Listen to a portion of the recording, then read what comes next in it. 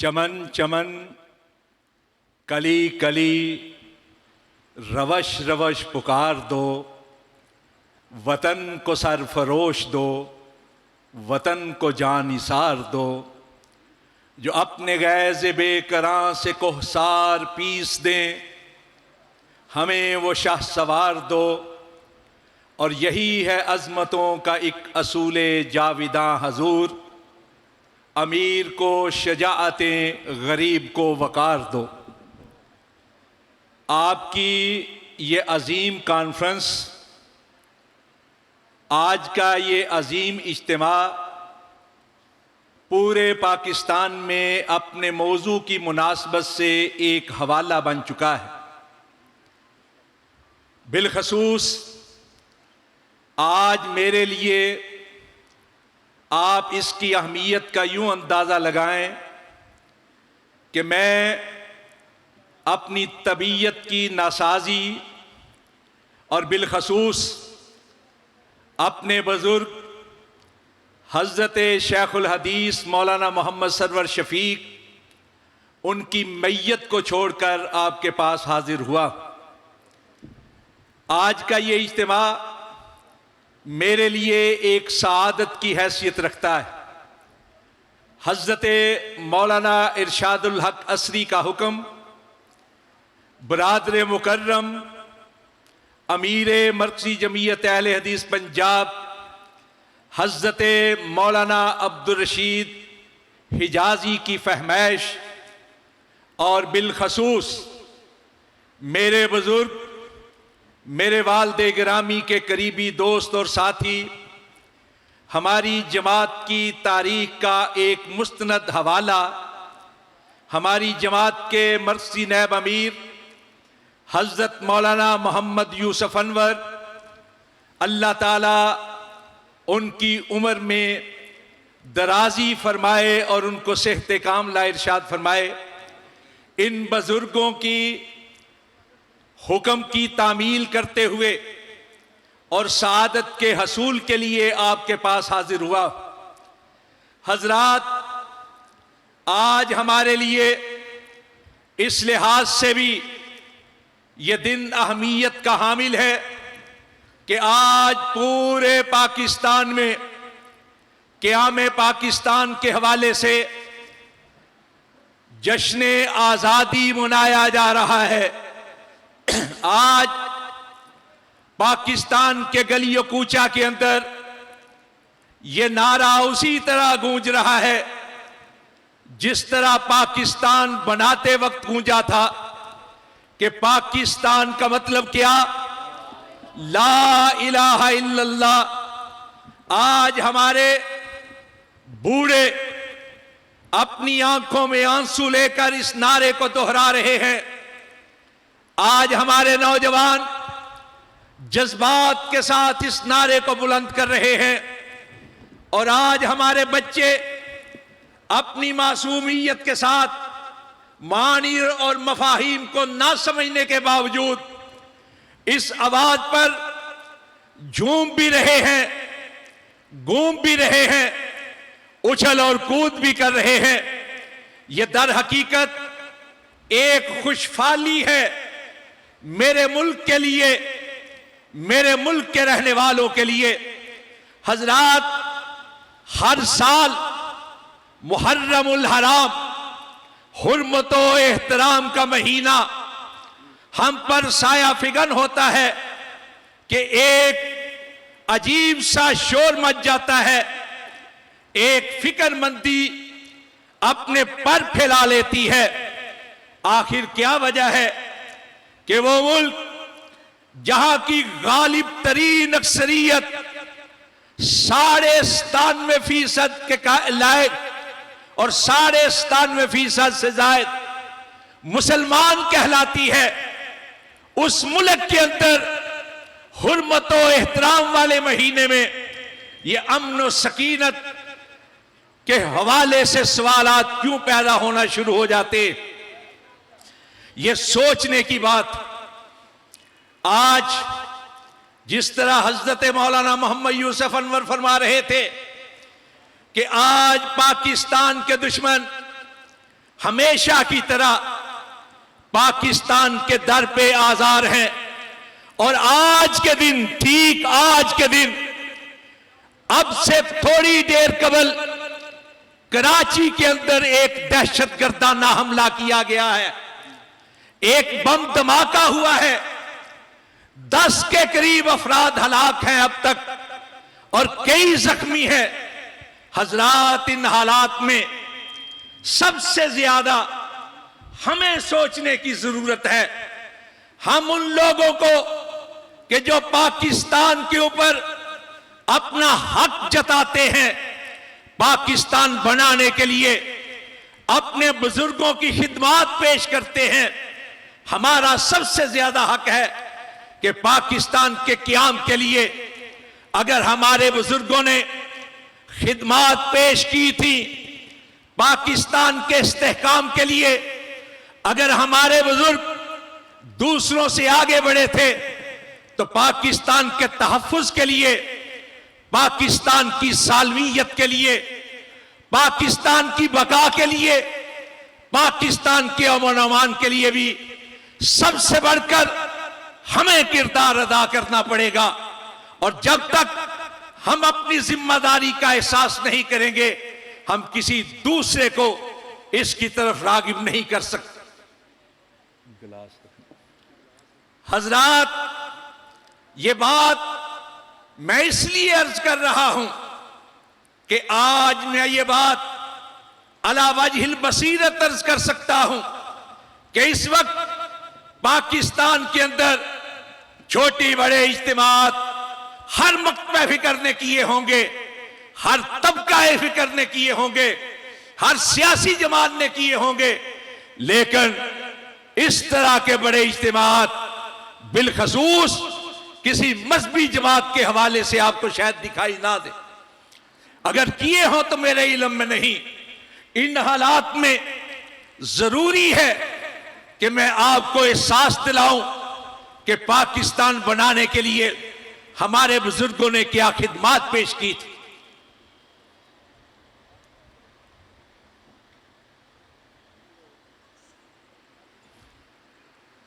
आप शायद नहीं जानते, आप शायद आगाह नहीं, पाकिस्तान की बुनियाद हजरत कायद आजम मोहम्मद अली जिन्नाह के बकौल उसी वक्त पड़ गई थी जब इस धरती के ऊपर पहले मुसलमान ने कदम रखा था।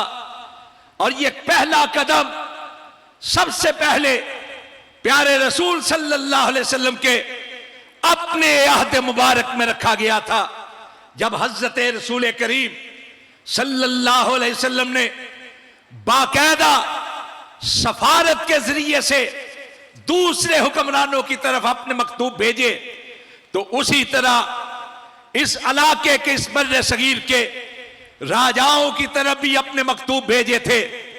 एक राजा जिसका नाम सरबातक हिंदी था, उसके बारे में तवारीख की किताबों में लिखा है कि प्यारे रसूल सल्लल्लाहु अलैहि वसल्लम ने हजरत सुहैब और दीगर सहाबा को भेजा था एक खत देकर सरबातक हिंदी के पास।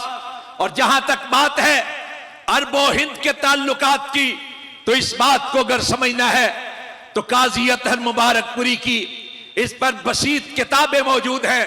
यही नहीं, असहाबा के अंदर हजरत उम्मुल मोमिनीन हजरत आयशा सिद्दीका, सादिका मुसद्दका, तैयबा ताहिरा मुतहरा रजी अल्लाह ताला अन्हा फरमाती हैं कि मैंने सोने नबी सल्लल्लाहु अलैहि वसल्लम के पास 2 ज़ात देखे थे। ये ज़ात का लफ्ज़ जो है दर हकीकत मुअर्रब है, तारीफ किया हुआ है जट के लफ्ज़ की, यानी रसूल अकरम सल्लल्लाहु अलैहि वसल्लम के दौर के अंदर यहां कदम रखा गया। फिर उसके बाद खिलाफत राशिदा के दौर के अंदर इस बर्रे सगीर के अंदर फतूहात का दायरा बढ़ा। हजरत उमर फारूक के दौर के अंदर मिकरान का एक बड़ा इलाका फतह हो चुका था। दूसरी तरफ हजरत उस्मान बिन आस रजी अल्लाह ताला अन्हो, हजरत मुगीरा बिन आस रजी अल्लाह ताला अन्हो और उनके साथियों के जरिए से बंबई के करीब मुसलमान असाकिर उतर चुके थे। हजरत उस्मान गनी रजी अल्लाह ताला अन्हो के दौर के अंदर बलूचिस्तान का एक बड़ा हिस्सा फतह हो चुका था और यही दौर है कि उसके बाद हज्जाज बिन यूसुफ ने बकायदा यहां छावनी बनाकर अपने असाकर भेजे और मोहम्मद बिन कासिम, जिनके बारे में यह कहा जाता है कि वह 17 साल की उम्र में सिंध में आए थे। तारीख के तौर पर यह बात सही नहीं, तारीखी तौर पर सही बात यह है कि जब हजरत मोहम्मद बिन कासिम को यहां भेजा गया तो वो आए थे मिकरान के इलाके के अंदर। 17 साल की उम्र थी। 10 साल के उम्र तक, 10 साल के अरसे तक उन्हीं इलाकों के अंदर वो शामिल रहे। और जब देवल के अंदर राजा दाहर ने एक मुसलमान काफले को लूटा और एक मुसलमान बहन ने यह सदा बुलंद की थी, वाह हज्जाजा, वाह हज्जाजा, तो हज्जाज बिन यूसुफ ने मिकरान के अंदर मौजूद मोहम्मद बिन कासिम को यह कहा था कि करीबी इलाके सिंध के अंदर चले जाओ। उस वक्त हजरत मोहम्मद बिन कासिम की उम्र 27 साल थी। वो भी उस हवाले से भी हम बात करें तो हर दौर के अंदर सहाबा का दौर हो, ताबेईन का दौर हो, तबा ताबेईन का दौर हो, ये वो दौर है जब कोई फिका मुसल्लत नहीं हुई थी, जब कोई अलग से फिरका वाराना, अलग से मसलक नहीं बना था। सारे एक ही धारे के अंदर थे। वही धारा, वही बुनियाद जिसको किताब और सुन्नत कहा जाता है, जिसको कुरान और हदीस कहा जाता है और जिसकी तरफ अहले हदीस दावत देते हैं। हजरात, मैं अपनी बात को फैलाना नहीं चाहता, मैं समेटना चाहता हूं। बिलखसूस पाकिस्तान बनाने के पस मंजर में एक है तहरीक शहीदैन, हजरत सैयद अहमद शहीद बरेलवी रहमतुल्लाह अलैह और शाह इस्माइल शहीद देहलवी रहमतुल्लाह अलैह, इनकी तहरीक जिसको तहरीक शहीदैन कहा जाता है और उर्फ आम में इसको तहरीक जहाद कहा जाता है। हजरात, जब 1832 के अंदर बालाकोट के मुकाम पर ये दोनों हजरात शहीद हो गए तो अक्सर उस वक्त के बड़े बड़े मुजाहिदीन दिल बर्दाश्ता होकर इल्म की तरफ रागिब हो गए। किसी ने कहीं अपनी अमाजगाह बना ली, किसी ने कहीं अमाजगाह बना ली, लेकिन अंग्रेज और सिखों के खिलाफ अगर किसी ने अलमे जहाद थामे रखा तो मौलाना वलायत अली थे। मौलाना वलायत अली अमीर बने, मौलाना वलायत अली के बाद मौलाना अनायत अली अमीर बने, मौलाना अनायत अली के बाद उनका खानदान जो है उसने क़यादत को संभाला। फिर उसके बाद मौलाना फजल इलाही वजीर आबादी, फिर उसके बाद हजरत सूफी मोहम्मद अब्दुल्ला, फिर उसके बाद जनाब सूफी मोहम्मद सुलेमान, फिर गाजी अब्दुल करीम चमरकंदी, दीगर जो लोग हैं।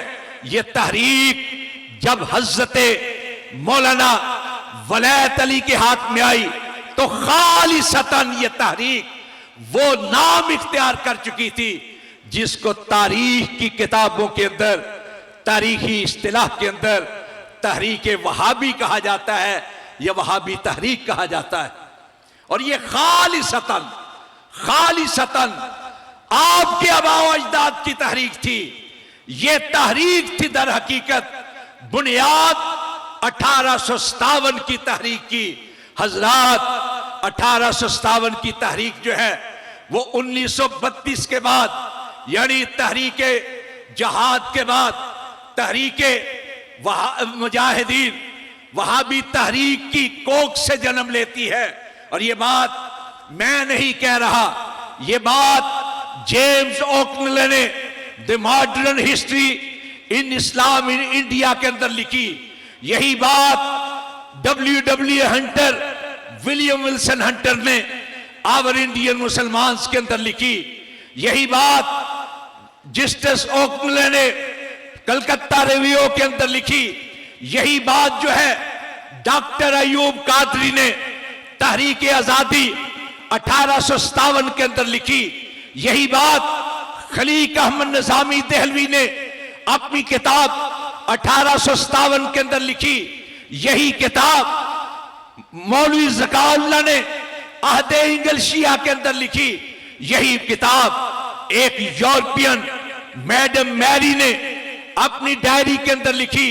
हजरात, ये मैं उनके हवाले दे रहा हूं जो अहले हदीस नहीं थे।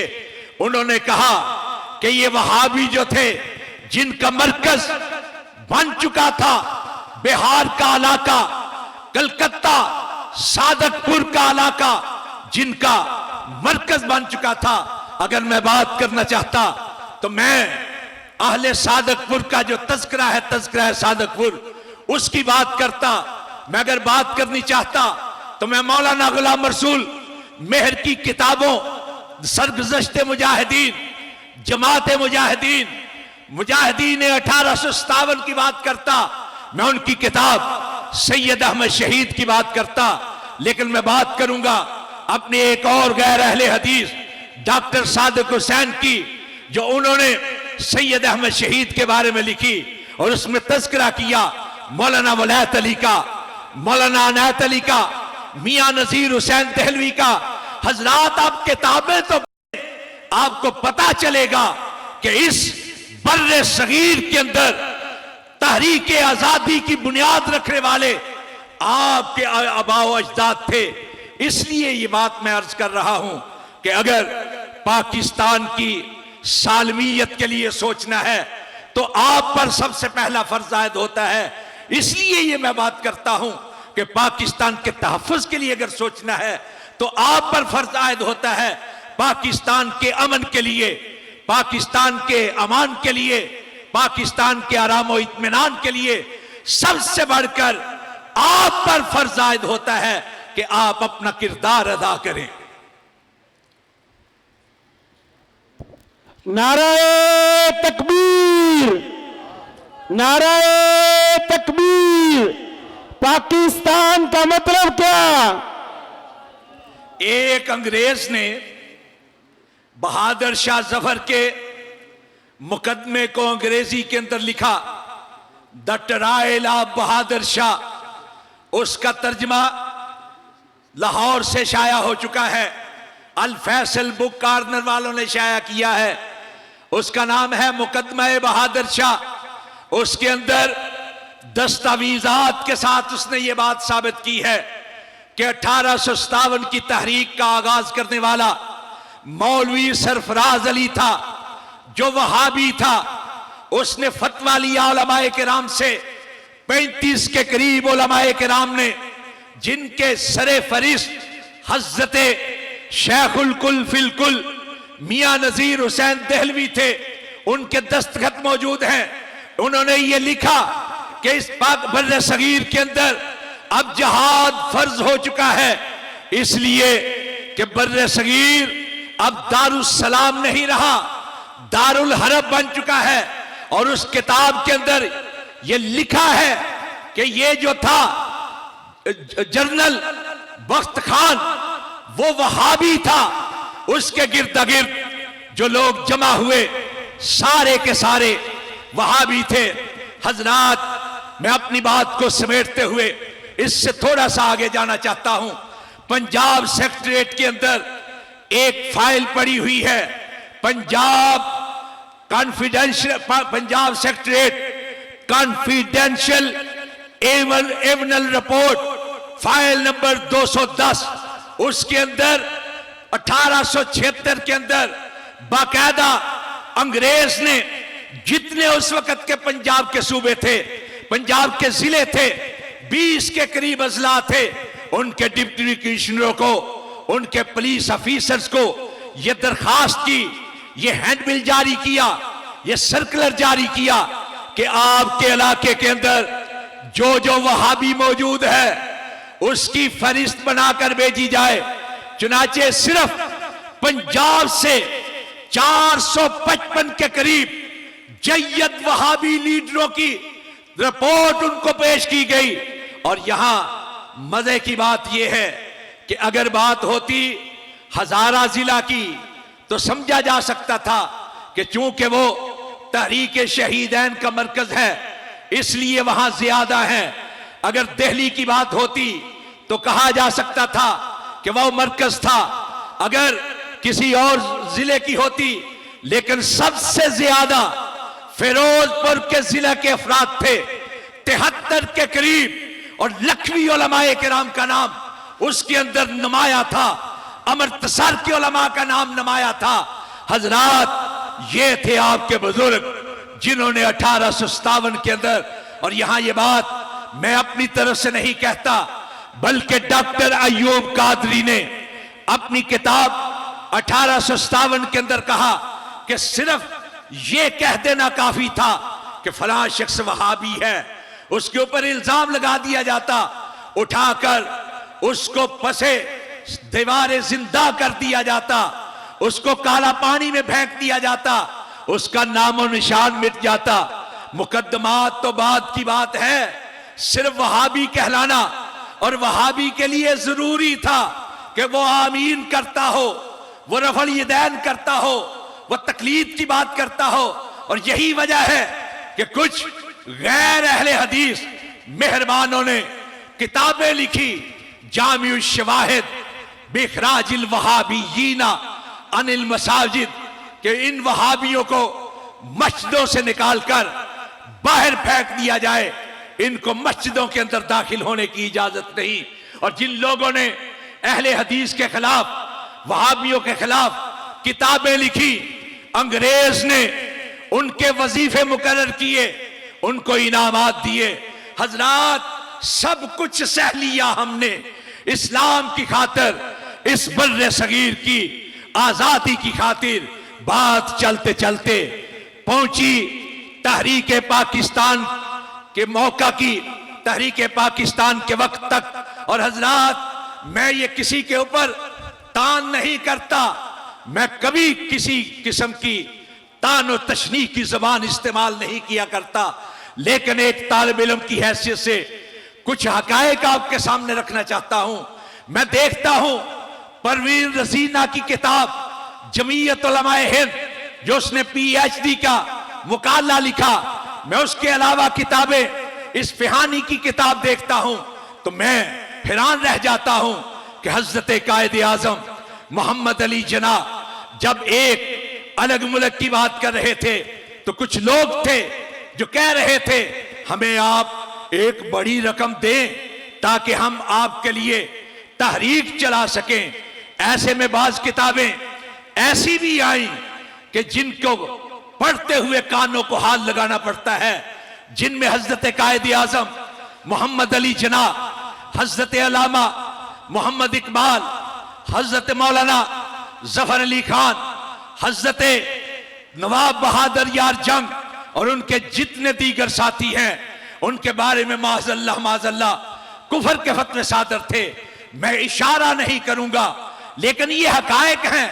एक किताब तुजान बे अहले सुन्नत, दूसरी किताब मुस्लिम लीग की जर्री बखिया दरी, तीसरी किताब कहरुल कादिर अला मुस्लिम लीगी लियादर, एक किताब इलामुल आलाम बेअन्ना हिंदुस्तान दारुस्सलाम, एक किताब अस्सवालातुस अल जवाबातुस सुन्निया अला सवालातिल लीगिया। इस तरह की किताबें लिखी जा रही थी। और दूसरी तरफ मिन हैसिल जमात सारे के सारे अहले हदीस उलमा मौलाना सनाउल्लाह मरसरी रहमतुल्लाह अलैह की क़ियादत में, मौलाना मोहम्मद इब्राहिम मीर सियालकोटी की क़ियादत में, मौलाना अबुल कासिम सैब बनारसी की क़ियादत में सिर्फ तहरीक अहले हदीस, तहरीक पाकिस्तान के लिए, मुस्लिम लीग की तहरीक की हमायत के लिए उन्होंने ऑल इंडिया अहले हदीस कॉन्फ्रेंस के होते हुए एक जैली तंजीम बनाई जिसका नाम था अहले हदीस लीग, और जगह जगह दौरा करके क़याम पाकिस्तान की हमायत की, तहरीक पाकिस्तान की हमायत की, मुस्लिम लीग की हमायत की, हजरत कायद आजम की हमायत की।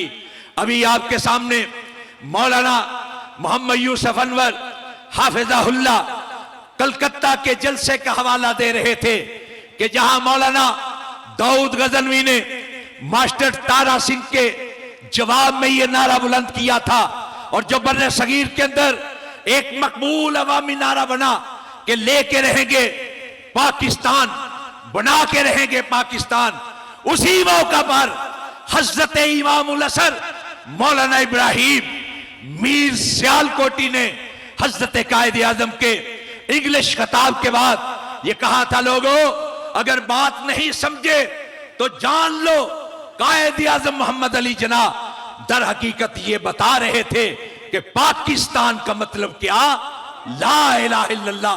पाकिस्तान का मतलब क्या, पाकिस्तान का मतलब क्या, ला इलाहा। जो तालिब इल्म है, जो उलमाए किराम है,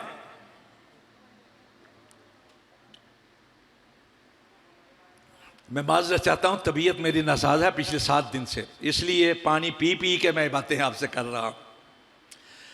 मैं ये अर्ज कर रहा था कि पाकिस्तान के क़याम की बुनियाद 2 कौमी नजरिए पर रखी गई थी। 2 कौमी नजरिए पर।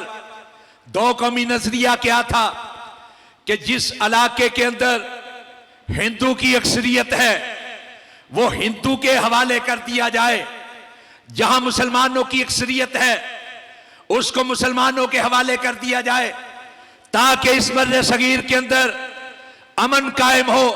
और हजरात सबसे पहले यह तहरीरी मुतालबा किसी और ने नहीं, हजरत शेखुल कुल फिलकुल मियां नजीर हुसैन देहलवी के शागिर्द खास और उर्दू के सबसे बड़े और सबसे पहले तारीखी नावल निगार मौलाना अब्दुल हलीम शरर ने अपने रिसाले अल मुहज्जब के अंदर 23 अप्रैल 1890 में किया। यह पर्चा लखनऊ में शाया हुआ और इसका हवाला नेशनल कॉलेज कराची के अंदर 2 नंबर शाया हुए, वहां से एक पर्चा शाया होता था, तर्जुमान नेशनल कॉलेज कराची का नाम था उसका, इल्म आगी।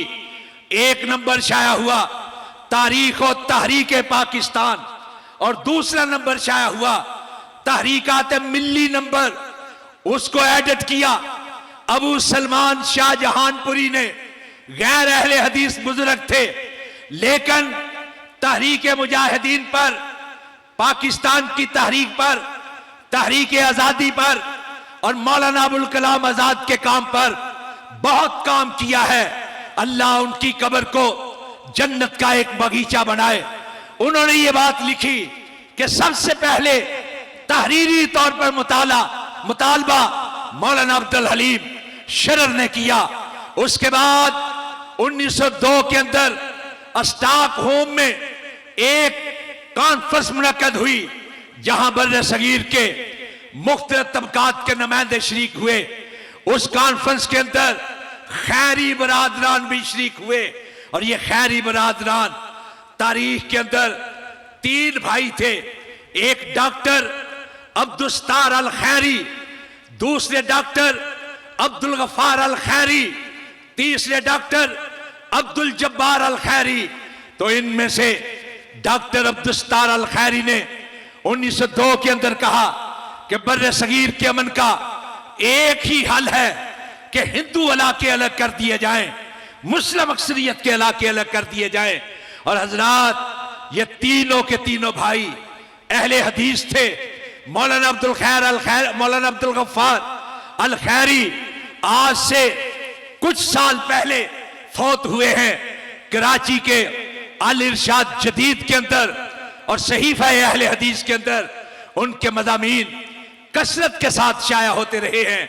फिर उसके बाद यही मुतालबा मुख्तलिफ अंदाज में लोगों के सामने आता रहा, और अभी मौलाना मोहम्मद यूसुफ अनवर बता रहे थे जलियांवाला बाग के अंदर 1919 के अंदर जब कत्ले आम किया गया तो एक तरफ बड़े बड़े खानवादे जनरल डायर के हजूर और माइकल एडवायर गवर्नर के हुजूर सपासनामे और दुआनामे लिख रहे थे, जिनका नाम देखने हो उन बड़े बड़े बुजुर्गों के, उन बड़े बड़े खानका नशीनों के, तो वो देख सकते हैं तारीख की किताबों के अंदर।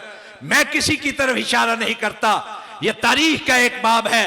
लेकिन उसी 1919 के अंदर अमृतसर के अंदर ऑल इंडिया मुस्लिम लीग का इजलास हुआ। हजरत कायद आजम मोहम्मद अली जिन्ना की सदारत के अंदर उसका जो इस्तकबालिया कमेटी बनी, उसके सदर मौलाना शेखुल इस्लाम हजरत मौलाना सनाउल्लाह अमरसरी रहमतुल्लाह अलैह थे, और मौलाना अमरसरी ने खुतबा इस्तकबालिया पेश किया था। हजरात, मैं इससे जरा बढ़कर आगे चलना चाहता हूं। 1924 के अंदर मौलाना जफर अली खान ने यही मुतालबा दोहराया कि हिंदू अक्सरियत के इलाके अलग कर दिए जाएं, मुस्लिम अक्सरियत के इलाके अलग कर दिए जाएं। फिर 1930 के अंदर इलाहाबाद के अंदर हजरत अल्लामा मोहम्मद इकबाल ने खुतबा सदारत पेश किया, जिसको तारीख पाकिस्तान के अंदर खुतबा इलाहाबाद के नाम पर पेश किया जाता है, जिसको पाकिस्तान की तारीख के अंदर तसव्वुर पाकिस्तान के नाम से याद किया जाता है। और इसी खुतबे की वजह से हजरत अल्लामा इकबाल को मुसव्वरे पाकिस्तान कहा जाता है। हजरत अल्लामा मोहम्मद इकबाल अकेले नहीं गए, साथ अपने हम मकतब, हम जमात, अपने पीर भाई उस्ताद के एक उस्ताद के शागिर्द हजरत मौलाना इमामुल असर मौलाना मोहम्मद इब्राहिम मीर सियालकोटी को भी साथ लेकर गए। मौलाना सनाउल्लाह अमरसरी भी वहां मौजूद थे। और हजरात, मैं ये बात कह देता हूं, हजरत अल्लामा मोहम्मद इकबाल बड़े आजाद ख्याल थे, लेकिन ये उन्हीं का शेर है कि तकलीद की रवस से बेहतर है खुदकुशी, रास्ता भी ढूंढ खिजर का, सौदा भी छोड़ दे। और यही हजरत अल्लामा इकबाल, जिनके बारे में कहा जाता है ये अल्लामा शमसुल उलमा मीर हसन के शागिर्द थे। आप जानते हैं मीर हसन कौन थे? मीर हसन मौलाना मियां नजीर हुसैन दहलवी के शागिर्द थे, अहले हदीस के सरखेल थे। और जब आखिरी वक्त आया तो उन्होंने ये वसीयत की थी कि मेरा जनाजा सवाए मौलवी इब्राहिम के कोई और ना पढ़े। चुनाचे हाजीपुर के ग्राउंड के अंदर मौलाना मोहम्मद इब्राहिम मीर सियालकोटी ने ये नमाज जनाजा अदा की, जनाजा पढ़ाया। और हजरत अल्लामा इकबाल के इंतजार में जो वक्त दिया था उससे थोड़ा लेट हो गया। हजरत अल्लामा इकबाल को कोई गाड़ी नहीं मिली, तो वहां से ट्रेन के जरिए से पहुंचे वजीराबाद, और वजीराबाद से टांगे पर बैठकर अपने उस्ताद और रूहानी बाप हजरत अल्लामा मीर हसन के जनाजे के अंदर शरीक हुए थे। और हजरात, यहां यह बात वाज़ेह कर दूं, पूरे बर्रे सगीर की तारीख के अंदर आपको कोई आलिम दीन ऐसा नहीं मिलेगा जिसने बेयक वक्त 2 किताबें तहरीक पाकिस्तान की हमायत में, मुस्लिम लीग और हजरत कायद आजम की हमायत के अंदर शरई दलाइल के साथ लिखी हो। वो अगर आलिम दीन कोई है तो कोई और नहीं, इमामुल असर मौलाना इब्राहिम मीर सियालकोटी। और यही वजह है कि उनकी वफात के बाद हुकूमत पाकिस्तान की तरफ से उनकी खिदमत के अंदर उनकी खिदमत का एतराफ करते हुए गोल्ड मेडल पेश किया गया। और यहां यह बात मैं फख्र के साथ कहना चाहता हूं, अहले हदीसों, पाकिस्तान से आपके ताल्लुक के हवाले से आपको एहसास दिलाते हुए कहना चाहता हूं कि अमीर मोहतरम जनाब प्रोफेसर साजन मीर का घराना वाहिद घराना है कि एक घराने के अंदर तहरीक पाकिस्तान के 2 गोल्ड मेडल हैं।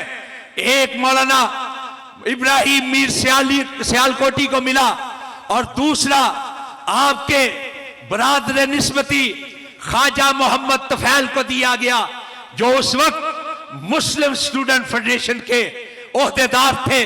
और यहां यह बात फख्र के साथ मैं भी कहना चाहता हूं कि मेरे वालिद गिरामी को भी पिछले से पिछले साल मौजूदा सदर जो हैं आरिफुर रहमान अलवी, इनके हाथ से नजरिया पाकिस्तान लाहौर का जो दफ्तर है, मेरे वालिद गिरामी हजरत मौलाना मोहम्मद रफीक खान पसरूरी की तहरीक पाकिस्तान के अंदर खिदमात की वजह से उनको भी मिला है। और मैं ये बात फख्र के साथ कहता हूं कि मैं उस बाप का बेटा हूं जिसने पाकिस्तान बनाने के लिए अपने वजूद पर, पूरे वजूद पर जख्म बर्दाश्त किए थे। एक हाथ इस तहरीक पाकिस्तान के लिए लड़ते हुए कुर्बान किया था। चेहरे के ऊपर, छाती के ऊपर, कमर के ऊपर, टांगों के ऊपर जख्म मौजूद थे। और इस चीज का तज़किरा जो है खुद मौलाना मोहम्मद यूसुफ अनवर ने जो किताब लिखी है हमारे असलाफ, उसके अंदर भी मौजूद है। मौलाना इसहाक भट्टी ने किताब लिखी, उसके अंदर भी मौजूद है। जो खिदमात अहले हदीस नंबर है हफ्ते रोजा अहले हदीस का, उसके अंदर भी मौजूद है। हजरात, मैं अगर किताबों के हवाले दूं तो वक्त बीत जाए, लेकिन हक अदा ना हो। मैं आपसे, फैसलाबाद के रहने वालों, आपसे पूछना चाहता हूं कि आप बाबाए लैलपुर हकीम नूरुद्दीन को भूल गए हैं? कि आप मीर अब्दुल कयूम एडवोकेट को भूल गए हैं? कि आप मौलाना अब्दुल्ला झाल खान आने वाले को भूल गए हैं? कि आप मौलाना इसहाक चीमा को भूल गए हैं? कि आप मौलाना मोहम्मद सदीक बलोच को भूल गए हैं? खुद हमारे बुजुर्ग ये जो बैठे हुए हैं, इनका खानदान जिस तरह सौत बर्दाश्त करके यहां तक पहुंचा, बुढ़ीमाल के उलमा ने जो कुर्बानियां दी, पट्टी के उलमा ने जो कुर्बानियां दी, भुजिया के उलमा ने जो कुर्बानियां दी, सबसे ज्यादा कुर्बानियां अमृतसर जिला के अंदर हुई, सबसे ज्यादा कत्लो गारत फिरोजपुर जिले के अंदर हुई। और हजरात, अमृतसर जब तहरीक पाकिस्तान चल रही थी, अरूज का वक्त था, उस वक्त तहरीक पाकिस्तान के ऐन शबाब के वक्त में 1947 के अंदर अमृतसर जिला मुस्लिम लीग के सदर कोई और नहीं, सैयद इस्माइल गजनवी रहमतुल्लाह अलैह थे। लाहौर के सदर जो थे उस वक्त मियां अब्दुल अजीज मालवाडा रहमतुल्लाह अलैह थे। यही मियां अब्दुल अजीज हैं जो बाद में पाकिस्तान बनने के बाद जब मरकजी जमीयत अहले हदीस मगरबी पाकिस्तान बनी तो उनको नाज़्म मालियात बनाया गया और आखिर दम तक वो नाज़्म मालियात रहे। उनके बाद उनके साहबजादे मियां अब्दुल मजीद मालवाडा जो है वो बने। हजरात, यहां बात करूं, बात चली थी नारों की कि मौलाना दाऊद गजनवी ने क्या नारा दिया, बात चली कि पाकिस्तान का मतलब क्या, ला इलाहा इल्लल्लाह, ये मौलाना इब्राहिम मीर सियालकोटी ने दिया। लोग समझते हैं कि असगर सदाई ने इस पर तराना लिखा था इसलिए मशहूर हुआ। नहीं, आप उठाइए किताब मोइनुद्दीन अकील की कि तहरीके आजादी के अंदर उर्दू का हिस्सा 17 के करीब उलमा है जिन्होंने इस नारे को तस्मीन करके तराने बनाए थे। हजरात, अगर आप क़याम पाकिस्तान के वक्त जो करारदाद पेश की थी, किसने पेश की थी?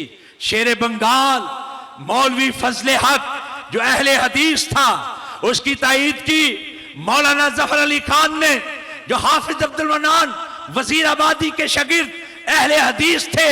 और उस इज्तिमा के अंदर आपके बड़े बड़े बुजुर्ग मौजूद थे, हाफिज मोहम्मद गोंदलवी मौजूद थे, मौलाना दाऊद गजनवी मौजूद थे, हमारे बंगाल के मौलाना अकरम खान मौजूद थे, राघव आसन मौजूद थे, अब्दुल्ला अल काफी मौजूद थे, अब्दुल्ला अल करशी मौजूद थे, मौलाना अब्दुल्ला ओड मौजूद थे और एक मलंग के रूम में अमीरुल मुजाहिदीन मौलाना फजल इलाही वजीराबादी मौजूद थे।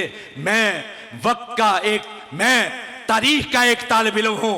वक्त का एहसास करते हुए मैं सिर्फ आपको ये एहसास दिलाना चाहता हूं कि अगर आज पाकिस्तान के हालात नाजुक हैं तो हमें आगे बढ़कर इस नज़ाकत को दूर करना होगा।